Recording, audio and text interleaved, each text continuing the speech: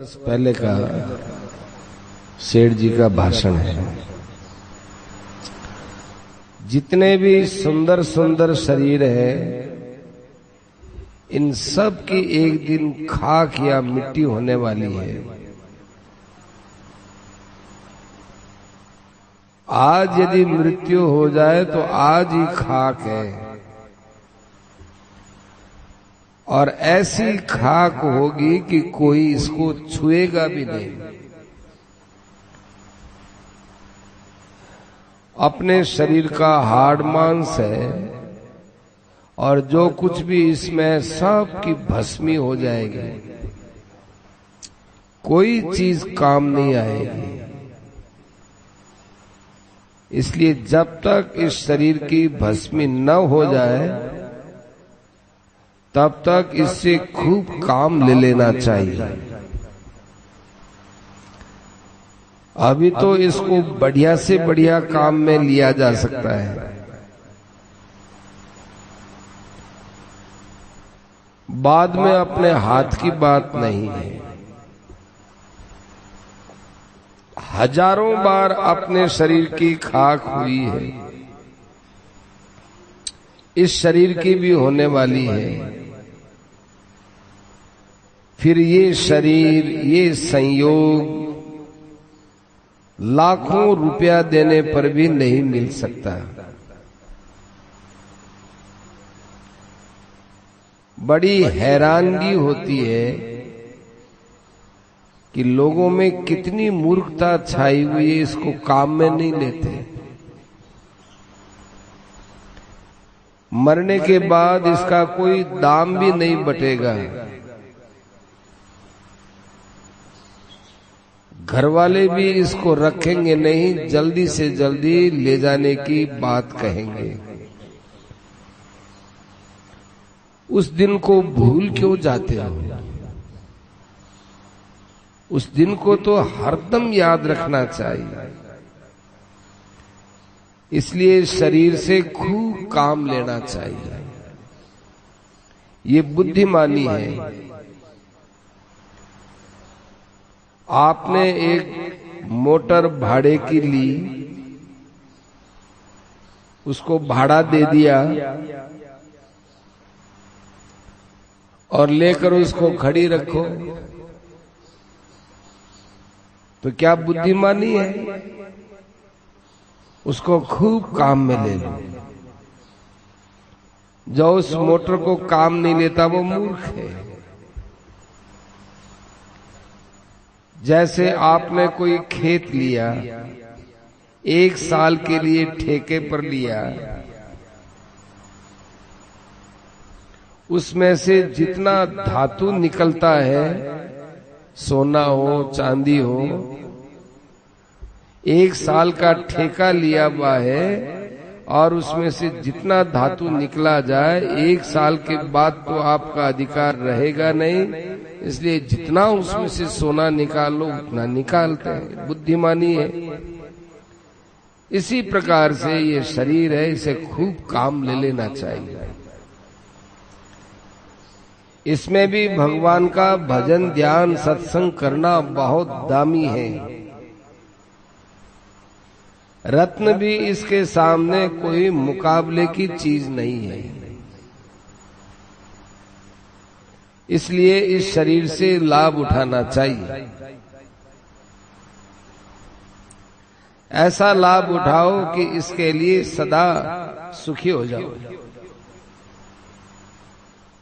आप अपने मन को टटोल के देखो, रात दिन जल रहे हो। जैसे उबलते हुए तेल में बड़ा पकोड़ा पसीजता है, इस तरह पसीजते रहते हैं। दुख पर दुख, चिंता पर चिंता, भय शोक छाए हुए हैं। क्या इस काम के लिए शरीर मिला है? इन सब दोषों को दूर भगाओ। जब ईश्वर ने हमको बुद्धि विवेक ज्ञान दिया है, तब उससे लाभ उठाना चाहिए। हम महान दुखी हो रहे हैं, इन दुखों का अत्यंत अभाव कर देना चाहिए। इतने दिन दुख पालिए सो पालिए, जो बात बीत गई सो बीत गई, उस सबको तो भुलाओ, पर आने वाले दुख का अभाव कर दो। यही आपकी अब बुद्धिमानी है। मनुष्य शरीर में जो परम शांति के लिए मिला है, उसमें दुख क्यों होता है? मूर्खता से, अज्ञानता से। और अज्ञान का नाश होता है ज्ञान से, और ज्ञान होता है शुद्ध अंतःकरण से, और अंतःकरण शुद्ध होता है भगवान का भजन ध्यान करने से। और भजन ध्यान क्या है, इस बात को जानना होता है सत्संग से। इसलिए सत्संग मूल में हमारे लिए बहुत लाभ देने वाला होता है। कायेन मनसा बुद्ध्या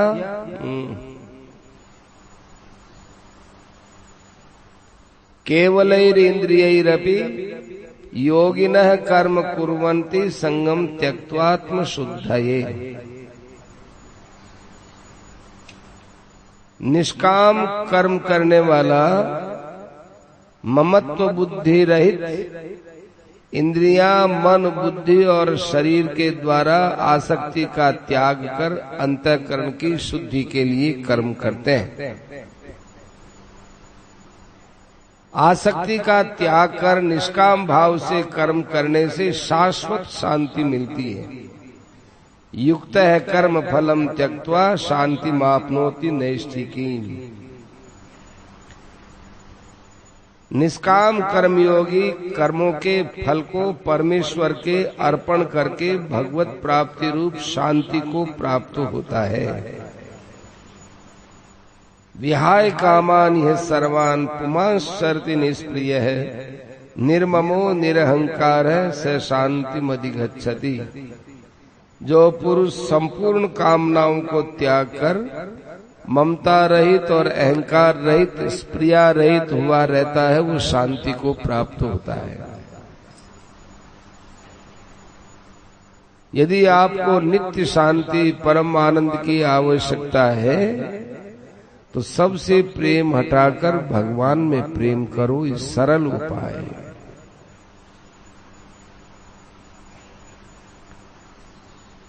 सेठ जी के मन में आ गई कीर्तन करने की। कीर्तन किया, फिर कहने लगे जैसे हमने यहाँ कीर्तन की धुन लगाई, इस तरह मरने वाले आदमी के पास कीर्तन की धुन लगानी चाहिए। वह नारायण का ध्यान करता करता मर जाए तो बेड़ा पार है। अंतकाले च मामेव स्मरण मुक्त्वा कलेवरम। अंत काल में मेरा स्मरण करता हुआ शरीर छोड़ता है तो वो मुझे ही प्राप्त होता है, इसमें संदेह नहीं।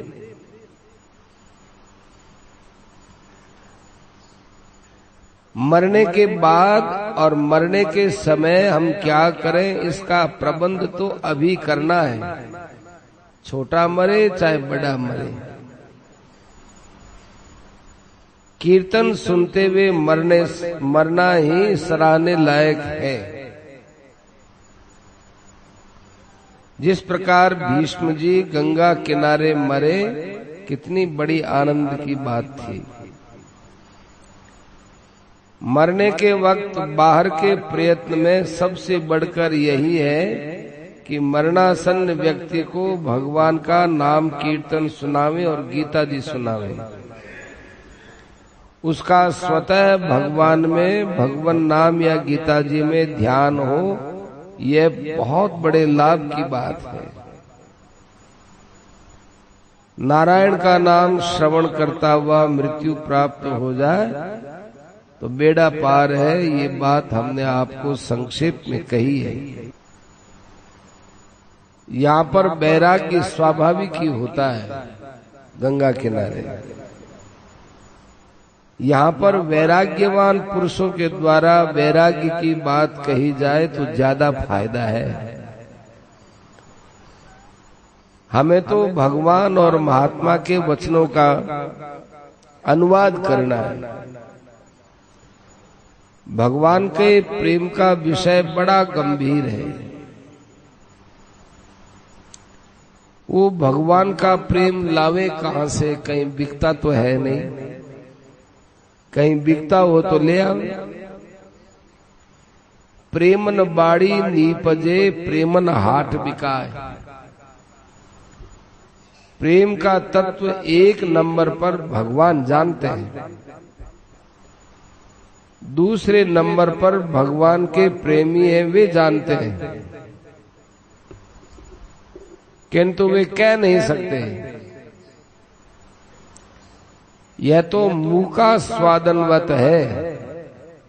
गूंगा जैसे गुड़ का स्वाद लेके क्या करे, बोल तो सकता नहीं, नाचता है। ऐसे भगवान का प्रेम कहा जा सकता नहीं। संसार से वैराग्य और भगवान से प्रेम बहुत ऊंचे दर्जे की चीज है। आजकल उल्टा हो रहा है, ध्यान से, आजकल उल्टा हो रहा है। हमारा संसार से तो प्रेम है और भगवान से वैराग्य है। क्या करना चाहिए? सब बात उल्टी उल्टी हो रही है।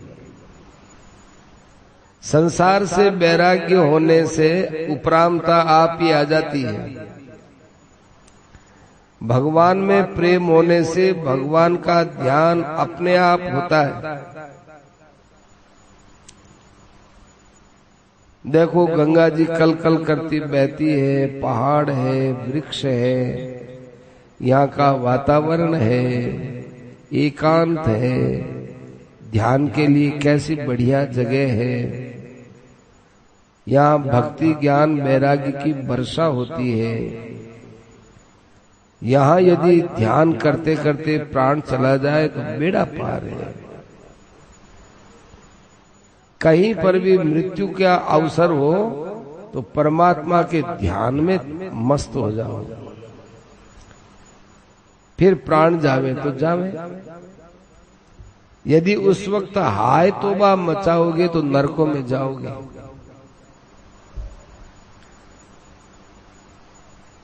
यदि उस वक्त हाय तौबा मचाओगे तो नरकों में जाओगे। अंतकाले च मामेव स्मरण मुक्त्वा कलेवरम। कैसा भी नीच पापी नास्तिक कैसा भी मनुष्य क्यों न हो, मृत्यु के समय में भगवान का नाम ले लेता है तो उसका उद्धार हो जाता है। हिचकी आवे, डकार आवे, छींक आवे और भी कोई खटके की बात हो, तत्काल भगवान का नाम लेना चाहिए। जैसे छींक आए, छी राम, ऐसे बोलना चाहिए। और उबासी आए, राम राम राम, ऐसे बोलना चाहिए। हिचकी आए, हिचकी आते समय महाराज जी ने दो बात बताई। भगवान के नाम की बात तो सेठ जी भी बताते हैं, पर महाराज जी कहते थे हिचकी आए तो समझ, अरे भगवान याद कर रहे हैं, हम भगवान को भूल गए, भगवान हमको याद कर रहे हैं, तब हिचकी आ रही है। हिचकी आए, डकार आए, छींक आए और कोई खटके की बात हो तो उसी वक्त भगवान का नाम लेना चाहिए।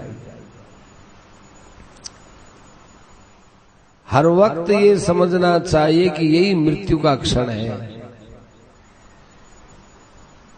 इसमें झूठ नहीं है,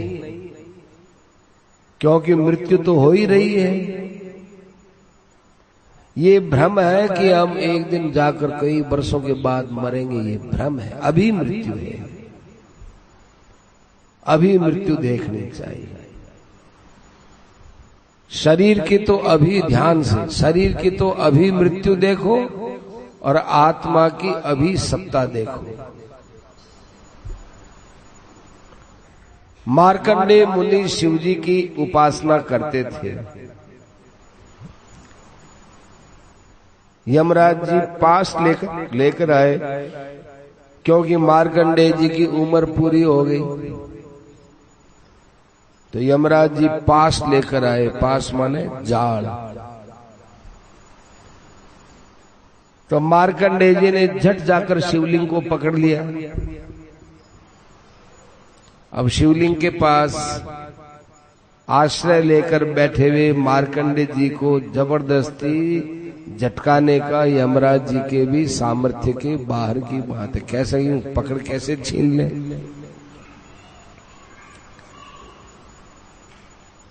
यमराज जी अपना सा मुंह लेकर वापिस चला गया।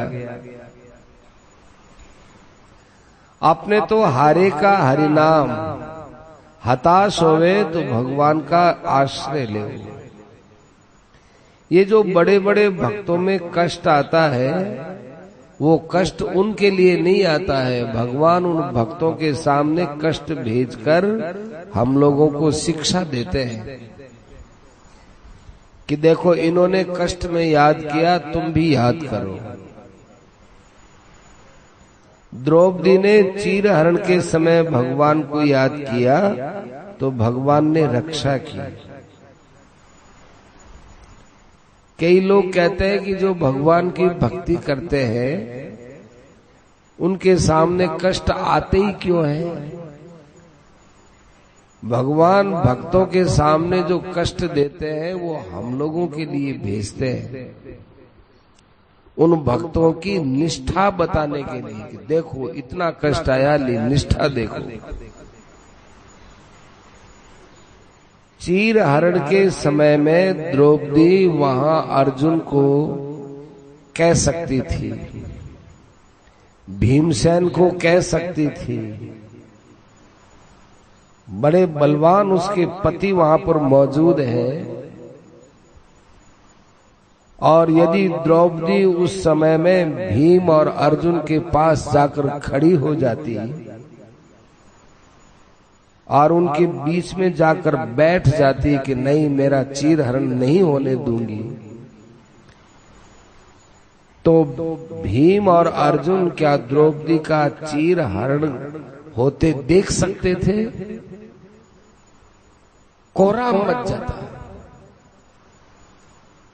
परंतु भगवान की भक्त होने के कारण द्रौपदी ने ऐसे संकट में पति के सामने रहते हुए भी पतियों को न कहकर भगवान को याद किया। ये हम लोगों को शिक्षा लेनी चाहिए कि जो भगवान को याद रखता है भगवान उसको याद रखते हैं। हर वक्त याद रखता है तो भगवान भी हर वक्त याद रखते हैं। हम तो कहते हैं भगवान के साथ होड़ लगाओ,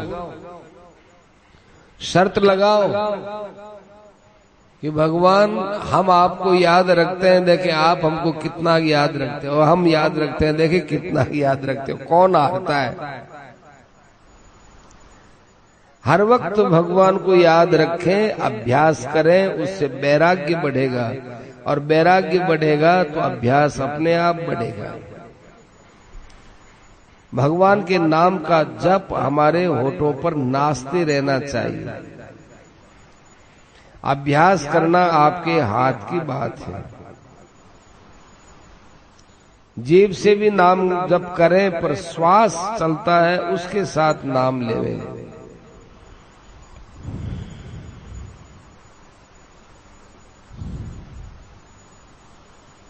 ये नाम श्वास मृत्यु के समय तक चलता है, और यदि आपने श्वास के साथ नाम लेना चालू किया तो मृत्यु के समय तक आप नाम लेने के अभ्यासी हो जाएंगे। श्वास के द्वारा नाम जप करना सबसे सुगम उपाय है। वैराग्य हो जाने पर उपरति हो जाती है। संसार से मन का हटना उपरति है। असंग शस्त्रेण दृढ़ेन छित्त्वा, संसार रूपी वृक्ष को काटना क्या है? संसार को भुला देना। भुलाना क्या है? कि अपने मन की वृत्ति संसार में जावे ही नहीं। ऐसी उपरति से बड़ी शांति मिलती है। काया, सिर और ग्रीवा को समान और अचल धारण करना चाहिए। समम काय शिरो ग्रीवम। शरीर के लिए यहां बताया सीधा रखो, गर्दन भी सीधी रखो। ऐसा करने से ध्यान में अपने आप ही दृढ़ता आती है, इसलिए कहा है।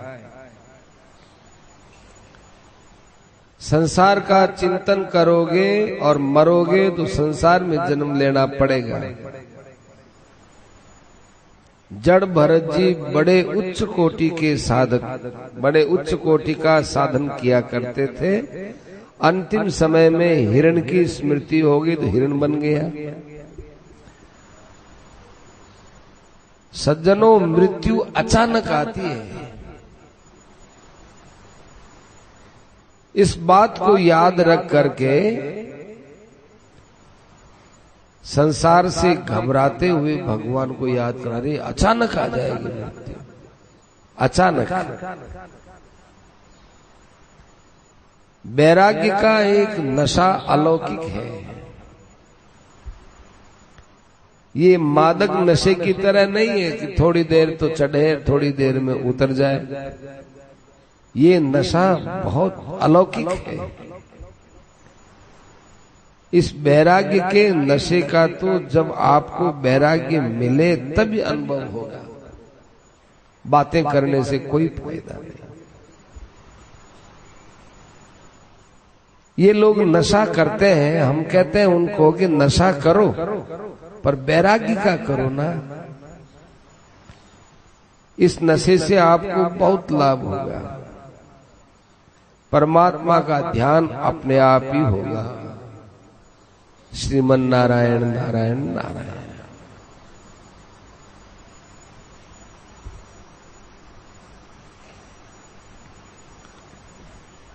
श्रीमन नारायण नारायण नारायण श्रीमन नारायण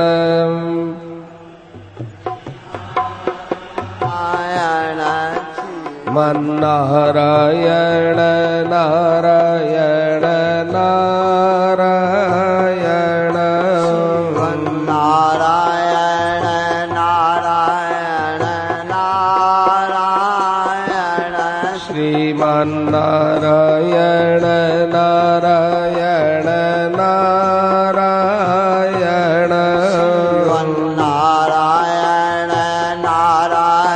नारायण नारायण श्रीमन नारायण नारायण नारायण नारायण नारायण नारायण श्रीमन नारायण नारायण नारायण श्रीमन्नारायण नारायण नारायण राम।